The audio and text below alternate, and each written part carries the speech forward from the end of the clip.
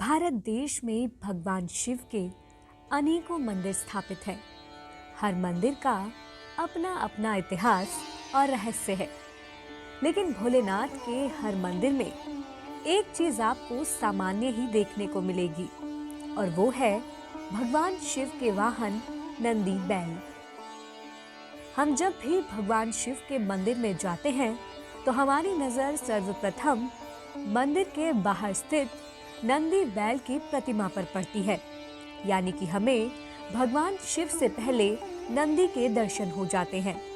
भगवान शिव और नंदी का साथ कुछ ऐसा है कि जहाँ शिव होंगे वहाँ नंदी भी होंगे, और जहाँ नंदी होंगे वहाँ शिव मौजूद रहेंगे। नंदी बैल को भगवान भोलेनाथ का वाहन माना जाता है। इतना ही नहीं, नंदी को भगवान शिव के मंदिर का द्वारपाल भी कहा जाता है। लेकिन अब सवाल ये बनता है कि नंदी शिवलिंग की ओर ही मुख करके क्यों बैठते हैं? आखिर क्यों लोग नंदी के कानों में अपनी मन्नत मांगते हैं? क्यों भगवान शिव को सबसे प्रिय है नंदी? आइए इन सभी सवालों के जवाब को जानते हैं।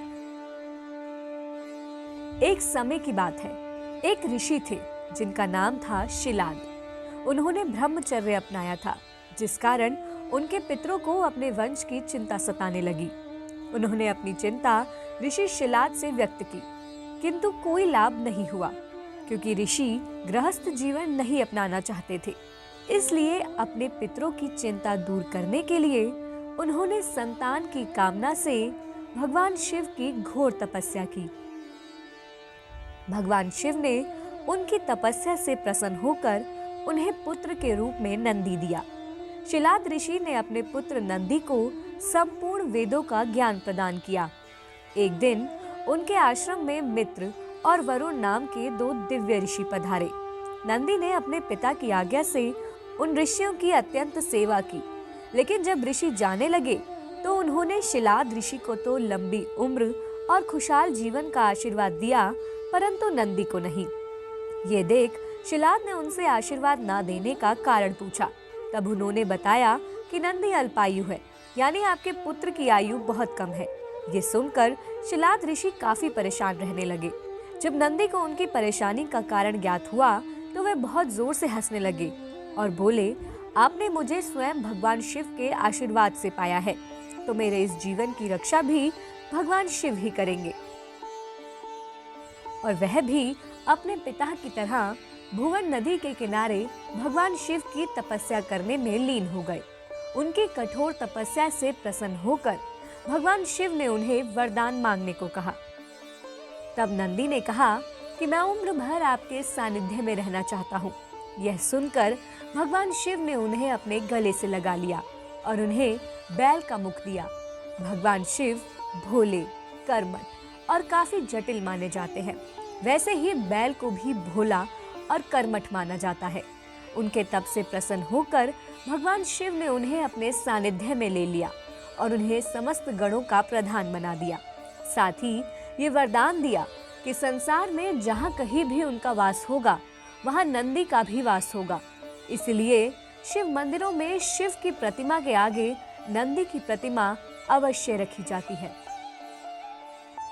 पुराणों के अनुसार भगवान शिव की तपस्या में किसी प्रकार का विघ्न ना पड़े, इसलिए नंदी चैतन्य अवस्था में उनके तपोस्थल के बाहर तैनात रहते हैं।